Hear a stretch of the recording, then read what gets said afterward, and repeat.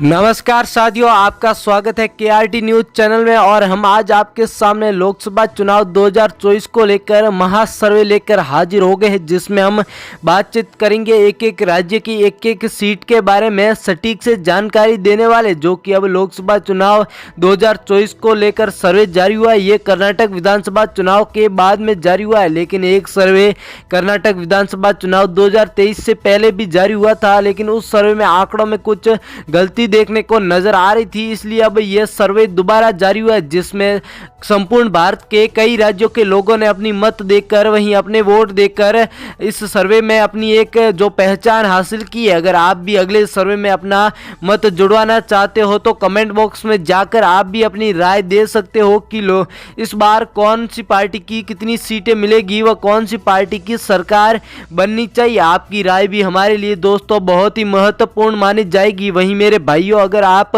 Channel पर नए हो तो चैनल को सब्सक्राइब करके बेल आइकॉन का बटन जरूर दबाइएगा। वहीं बातचीत करें अगर लोकसभा चुनाव 2024 को लेकर, तो ऐसे में 2023 में भी जो राजस्थान, मध्य प्रदेश, छत्तीसगढ़, मिजोरम में जो चुनाव के ऐलान हो चुके हैं, वहीं जम्मू कश्मीर जो कि इस बार धारा 370 हटने के बाद पहली बार विधानसभा के चुनाव होने वाले, ऐसे में ये राज्य देखा जाए तो एक प्रकार से 2024 के लिए उपचुनाव भी माने जा सकते। इन राज्यों में जिस पार्टी ने अपनी बहुमत के साथ सरकार बना ली थी या बना लेगी, कर्नाटक में बना ली है कांग्रेस ने, वह आगे जो चुनाव है इन राज्यों में अन्य पार्टियां बना लेगी, तो उन पार्टियों के मुताबिक अगर उन जिस पार्टी की सरकार बनती है तो लोकसभा चुनाव 2024 में भी उसी पार्टी के खाते में जीत के आंकड़े जाने की संभावनाएं जताई जाती है। ऐसा क्यों होगा? क्योंकि दोस्तों अब लोकसभा के चुनाव 2024 नजदीक है, ऐसे में कई पार्टियां अपनी पकड़ मजबूत कर लेगी। जिस राज्यों में जहां इलेक्शन है उन राज्यों में पार्टी अपनी इतनी पकड़ मजबूत कर लेगी कि उन्हें पार्टियां उन्हें हरा ही नहीं पाई। ऐसे में करना अगर कांग्रेस का पिछला कई 2-3 सालों से इतिहास देखा जाए तो कांग्रेस पार्टी लगातार प्रयास करती हुई नजर आ रही है, तो अब कांग्रेस पार्टी को कामयाबी भी हासिल होती हुई नजर आ रही। वहीं सर्वे की बात करें तो जम्मू कश्मीर राज्य, जिसमें कुल 8 विधानसभा की सीट है, एनडीए के खाते में 3 सीटें, यूपीए के खाते में 2 सीटें, तो अदर पार्टियों के खाते में 1 सीट जाती हुई नजर आ रही। इसी के साथ अरुणाचल प्रदेश, जिसमें कुल 2 लोकसभा की सीट है, जिनमें से एनडीए के खाते में 2 की 2 सीटें जाती हुई नजर आ रही है। यूपीए व अन्य पार्टियों के खाते में 0 सीटें नजर आ रही। इसी के साथ छत्तीसगढ़ आ चुका है, जिसमें कुल 11 सीटें, जिनमें से एनडीए के खाते में 7 सीटें, तो यूपीए पार्टी के खाते में 4 सीटें, अदर पार्टियों के खाते में 0 सीटें जाती हुई नजर आ रही। इसी के साथ पश्चिम बंगाल, जिसमें कुल 42 विधानसभा की सीट है, एनडीए के खाते में 17 सीटें, यूपीए के खाते में 6 सीटें, तो अदर पार्टियों के खाते में 19 सीटें जाती हुई नजर आ रही। इसी के साथ सिक्किम आ चुका है, जिसमें कुल 1 विधानसभा की सीट है, जो कि एनडीए के खाते में जाती हुई नजर आ रही है। यूपीए व अन्य पार्टियों का सुपड़ा साफ नजर आ रहा है। वहीं अगले राज्य की बात करें तो महाराष्ट्र, जिसमें कुल 48 विधानसभा की सीट है, एनडीए के खाते में 18 सीटें, यूपीए के खाते में 17 सीटें, तो अदर पार्टियों के खाते में 13 सीटें नजर आ रही। इसी के साथ उत्तराखंड, जिसमें कुल 5 विधानसभा की सीट है, एनडीए के खाते में 2 सीटें, यूपीए के खाते में 3 सीटें, तो अदर पार्टियों के खाते में 0 सीटें नजर आ रही। इसी के साथ राजस्थान आ चुका है, जिसमें इसी साल इलेक्शन भी है, 2025 सीटें, जिनमें से एनडीए के खाते में 8 सीटें, यूपीए के खाते में 14 सीटें, तो अदर पार्टियों के खाते में 3 सीटें जाती हुई नजर आ रही। इसी के साथ झारखंड आ चुका है, जिसमें कुल 14 विधानसभा की सीट है, एनडीए के खाते में 7 सीटें, यूपीए के खाते में 6 सीटें, तो अदर पार्टियों के खाते में 1 सीट का आंकड़ा नजर आ रहा है। वहीं तमिलनाडु, जिसमें कुल 39 विधानसभा की सीट है, एनडीए के खाते में 10 सीटें, यूपीए के खाते में 27 सीटें, तो अदर पार्टियों के खाते में 2 सीटों के आंकड़े नजर आ रहे। वहीं राज्य की बात करें तो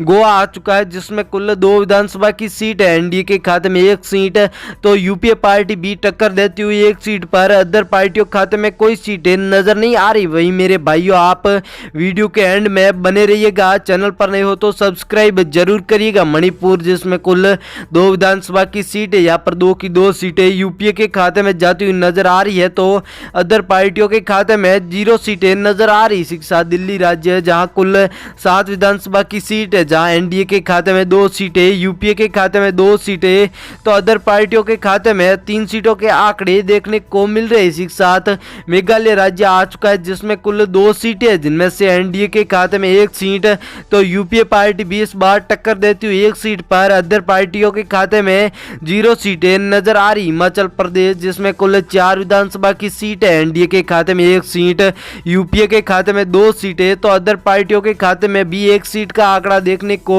मिल रहा है। इसी के साथ अगला राज्य गुजरात आ चुका है जहां बीजेपी की बहुत ही ज्यादा पकड़ है, जहां कुल 26 विधानसभा की सीट है, एनडीए के खाते में 14 सीटें, यूपीए के खाते में 9 सीटें तो अदर पार्टियों के खाते में 3 सीटें। बिहार जहां कुल 40 विधानसभा की सीट है, जिनमें से एनडीए के खाते में 12 सीटें, यूपीए के खाते में 16 सीटें तो अदर पार्टियों के खाते में भी 12 सीटों के आंकड़े ही नजर आ रहे। वहीं तेलंगाना राज्य की बातचीत करें तो कुल 17 सीटें, जिनमें से एनडीए के खाते में 2 सीटें, यूपीए के खाते में 8 सीटें तो अदर पार्टियों के खाते में 7 सीटों के आंकड़े देखने को मिल रहे हैं। हमारे सर्वे के मुताबिक त्रिपुरा जहां कुल 2 विधानसभा की सीट है, यहाँ पर 2 की 2 सीटें यूपीए पार्टी लेकर जाती हुई नजर आ रही है तो अन्य सभी पार्टियों के खाते में 0 सीटें नजर आ रही। वहीं नागालैंड की बातचीत करें तो 1 सीट है जो कि इस बार यूपीए के खाते में नजर आ रही है तो अदर पार्टियों के खाते में 0 सीटें नजर आ रही। वहीं अगला राज्य आपके सामने हरियाणा आ चुका है जिसमें कुल 10 विधानसभा की सीट है, एनडीए के खाते में 2 सीटें, यूपीए के खाते में 6 सीटें तो अदर पार्टियों के खाते में भी 2 सीटों के आंकड़े ही नजर आ रहे। मध्य प्रदेश जहां कुल 29 विधानसभा की सीट है, जिनमें से एनडीए के खाते में 11 सीटें, यूपीए के खाते में 13 सीटें तो अदर पार्टियों के खाते में 5 सीटें नजर आ रही। वहीं आंध्र प्रदेश जहां कुल 25 विधानसभा की सीट है, एनडीए के खाते में 9 सीटें, यूपीए के खाते में 12 सीटें तो अदर पार्टियों के खाते में 4 सीटों के आंकड़े जाते हुए नजर आ रहे। वहीं अगला राज्य आपके सामने असम आ चुका है जहां कुल 14 विधानसभा की सीट है, एनडीए के खाते में 7 सीटें, यूपीए के खाते में 2 सीटें तो अदर पार्टियों के खाते में 5 सीटें नजर आ रही। वहीं अगला राज्य चंडीगढ़ आ चुका है जहां 1 विधानसभा की 1 सीट है जो कि यूपीए के खाते में जाती हुई नजर आ रही है। एनडीए व अन्य पार्टियों का सुपड़ा साफ होता हुआ नजर आ रहा है। वहीं उत्तर प्रदेश जहां कुल 80 विधानसभा की सीट है, जिनमें से एनडीए के खाते में 48 सीटें, यूपीए के खाते में 20 सीटें तो अदर पार्टियों के खाते में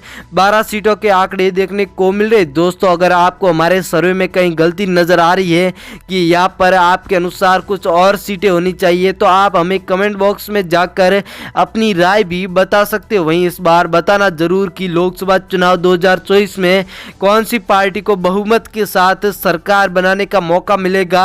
आपकी राय हमारे लिए बहुत ही महत्वपूर्ण मानी जाएगी मेरे प्यारे भाइयों।